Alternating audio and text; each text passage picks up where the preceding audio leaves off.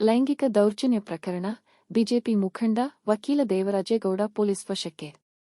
ಬೆಂಗಳೂರು: ಮಹಿಳೆ ಮೇಲೆ ಲೈಂಗಿಕ ದೌರ್ಜನ್ಯ ಪ್ರಕರಣಕ್ಕೆ ಸಂಬಂಧಿಸಿದಂತೆ ಬಿಜೆಪಿ ಮುಖಂಡ, ವಕೀಲ ದೇವರಾಜೇಗೌಡ ಅವರನ್ನು ಚಿತ್ರದುರ್ಗ ಜಿಲ್ಲೆಯ ಹಿರಿಯೂರಿನಲ್ಲಿ ಪೊಲೀಸರು ವಶಕ್ಕೆ ಪಡೆದುಕೊಂಡಿದ್ದಾರೆ. ವಕೀಲರಾಗಿರುವ ದೇವರಾಜೇಗೌಡ ವಿರುದ್ಧ ಏಪ್ರಿಲ್ 1 ರಂದು ಹೊಳೆನರಸೀಪುರ ಠಾಣೆಯಲ್ಲಿ ಎಫ್ಐಆರ್ ದಾಖಲಾಗಿತ್ತು.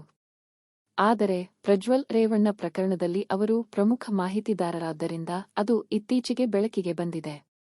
ಪ್ರಜ್ವಲ್ ರೇವಣ್ಣ ಅವರು ಹಲವಾರು ಮಹಿಳೆಯರ ಮೇಲೆ ಲೈಂಗಿಕ ದೌರ್ಜನ್ಯ ಎಸಗಿರುವ ಬಗ್ಗೆ ಕಳೆದ ವರ್ಷ ಬಿಜೆಪಿ ನಾಯಕರಿಗೆ ಎಚ್ಚರಿಕೆ ನೀಡಿದ್ದ ದೇವರಾಜೇಗೌಡರು ಹಾಸನದಿಂದ ಜೆಡಿಎಸ್ ಸಂಸದರಿಗೆ ಲೋಕಸಭೆ ಟಿಕೆಟ್ ನೀಡದಂತೆ ಆಗ್ರಹಿಸಿದ್ದರು.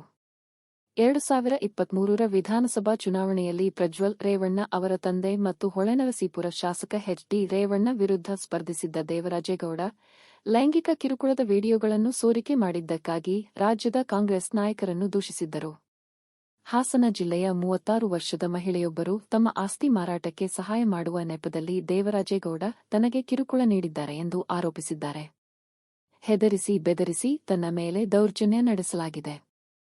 ವಿಡಿಯೋ ಕಾಲ್ ಮಾಡಿ ಮಾನಸಿಕ ಹಿಂಸೆ ನೀಡಿದ್ದಾರೆ.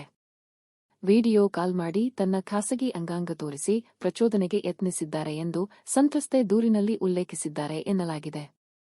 ಮಹಿಳೆ ದೂರು ಆಧರಿಸಿ ಹೊಳೆನರಸೀಪುರ ನಗರ ಠಾಣೆಯಲ್ಲಿ ಎಫ್ಐಆರ್ ದಾಖಲು ಮಾಡಿಕೊಳ್ಳಲಾಗಿದೆ ಎಂದು ಮೂಲಗಳಿಂದ ತಿಳಿದುಬಂದಿದೆ. ಈ ಕುರಿತು ಪ್ರತಿಕ್ರಿಯೆಗೆ ಬಿಜೆಪಿ ನಾಯಕರು ಲಭ್ಯವಾಗಿಲ್ಲ.